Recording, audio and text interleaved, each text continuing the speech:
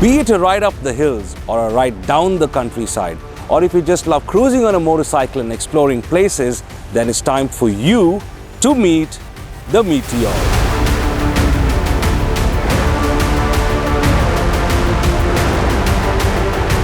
The brochure said the Meteor 350 is a thoroughbred cruiser that is ready for the open highway and for meeting the challenges of urban commute with equal ease.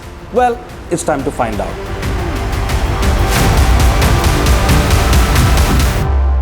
We thoroughly tested the Meteor for hundreds of kilometers over 4 days. This was to actually check how the Meteor stacks up against the competition and what's new. Initial impressions suggest a spot-on mix of a traditional cruiser that is modern. You get an all-new 350cc single-cylinder SOHC engine that is mated to a 5-speed gearbox and an electronic fuel injection.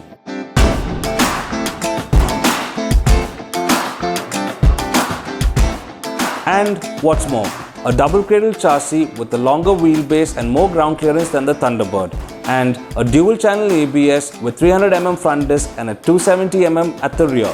Also, the Meteor features Royal Enfield's first ever navigation system. The navigation system is powered by Google by using the RE app. Royal Enfield calls this the Tripper. Very cool indeed. The Meteor also gets a USB charging port, a sissy bar with a backrest pad, and to top it off, a classic teardrop tank. The interesting part of the Meteor is it is offered in 7 colors. The one you see here is the Supernova Brown.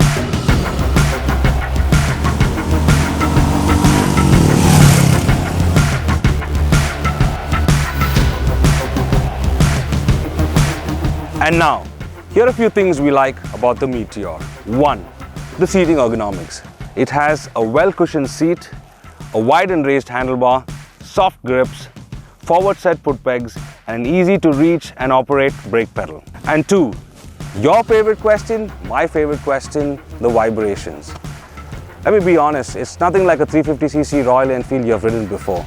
There are hardly any vibrations now from the tank or the handlebar. But you tend to get a slight buzz from the foot pegs at higher speeds. Overall, this is a big step up game for Royal Enfield. Now, what is contributing to this? Let me highlight a few things. The 350cc Meteor now comes with an OHC engine and a double cradle chassis, which helps to reduce these vibrations. 3, definitely the design and styling. The Meteor 350 has a cruiser style written all over it, and with subtle usage of chrome. So if a cruiser style motorcycle is your thing, point number 3 will interest you. And 4, the instrument cluster. It's easy to read and offers you basic information like trip odo and fuel gauge.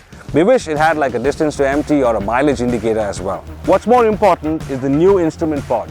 Royal Enfield calls it the Tripper. Not the Tripper you're thinking about, but the Tripper here, what it does is that Royal Enfield has an app which you can download and connect it via Bluetooth, and it will give you turn-by-turn navigation on it.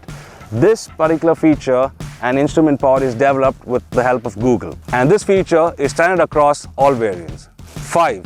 In terms of power delivery, it is smooth and linear. Also, the handling and braking has substantially improved, and the motorcycle reacts to small inputs from the rider. And the turning radius has improved. It is much easier to take U-turns and tackle those tight corners. And now to nitpick. Firstly, I would like to start off by saying the switch gear. The quality could have been a little more better and certain placements of the switches. For example, now if we have to click the pass and honk at the same time, it's quite a task. 2 is the fuel tank capacity. On the Thunderbird, you used to get a 20-litre fuel tank capacity. Now it's cut down by 5 litres and it is 15 litres. That does not mean you do not have a good range. You still will get 550 to 600 kilometers on a full tank of gas.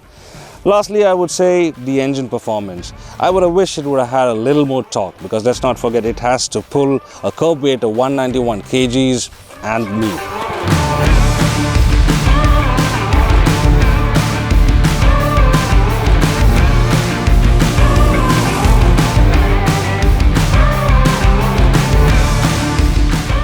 To conclude, the Meteor is a worthy successor to the Thunderbird. And if you're on the lookout for a laid-back and steady cruiser, the Meteor almost meets you all the way.